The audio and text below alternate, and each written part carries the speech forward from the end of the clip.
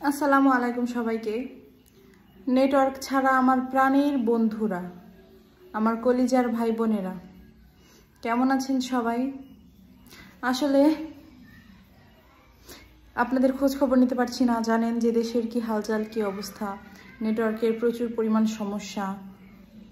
তো কিছুদিন যাবৎ ব্রডব্যান্ড ইন্টারনেট অর্থাৎ ওয়াইফাই চালু করা হয়েছে, কিন্তু দুঃখজনকভাবে আমাদের পাশের বাসার চাচার ওয়াইফাই কানেক্ট হয়েছে, মানে তার ওয়াইফাইতে নেট এসেছে, কিন্তু আমাদের ওয়াইফাই কাজ করছে না। তো এই কারণে খুব প্রবলেমে আছি।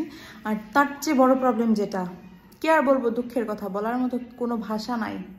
আমাদের মতো দুঃখী, আমাদের বলছি এ কারণে, কারণ দিন শেষে ওই দুঃখী প্রবাসীদের স্ত্রী, দুঃখের কথা বলার মতো কোনো জায়গা নাই, বুঝছেন? ওই যে দুঃখী প্রবাসীটা, ওই যে দূর প্রবাসে থাকে, দিন শেষে তার সঙ্গে একটু যোগাযোগ করতে পারছি না। এর যে কষ্টের আমার মনে হয় আর কিছু নাই, এর যে কষ্টের আর কিছু হতে পারে না। সারাদিন এত পরিশ্রম করে দিন শেষে একটু ফোন দিত, কেমন আছো, তার হাসি মুখটা দেখে যে শান্তিটা পেতাম, যে স্বস্তিটা পেতাম, সেটা পাচ্ছি না। কোনো রকম ওই চাচার ওয়াইফাই কানেক্ট করে সকালবেলা একটু কথা বলি, তাও অডিও কলে, ইমোতে কথা 3টা বললে 1টা বোঝা যায়, আরগুলো বোঝা যায় না। মানে খুব প্রবলেমের মধ্যে দিয়ে আছি। চাই না যে এই সমস্যাটা মানে আরও দীর্ঘদিন থাকুক।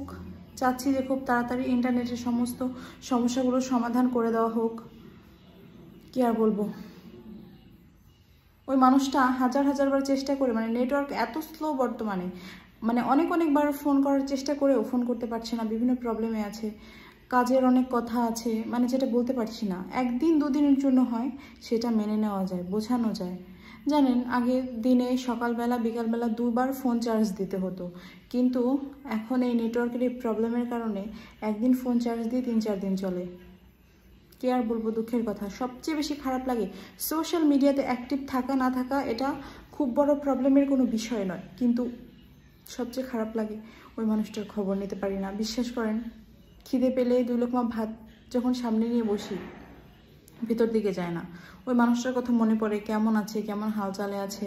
ঠিকঠাক মতো রেগুলার যেখানে যোগাযোগ করতে পারি না, যেখানে ওই মানুষটার সঙ্গে 24 ঘন্টায় গড়ে দেখা যেত 2 ঘন্টা মতো কথা বলা হতো, 2-3 ঘন্টা মতো কথা বলা হতো।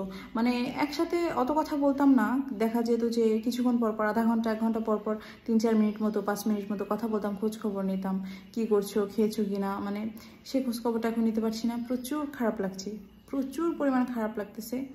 তো দোয়া করি এই সমস্ত সমস্যার সমাধান হয়ে যাক। আর প্রবাসীর স্ত্রীরা আমরা যারা আছি, তারা স্বামীর সঙ্গে কথা বলতে পারছি না, কত জনের বাবা ভাই আত্মীয় স্বজন প্রবাসী থাকে, যোগাযোগ করতে পারছে না। মানে কত রকম সমস্যাই তো থাকে, তাই না, পারিবারিক, যেগুলো শেয়ার করা সম্ভব হচ্ছে না।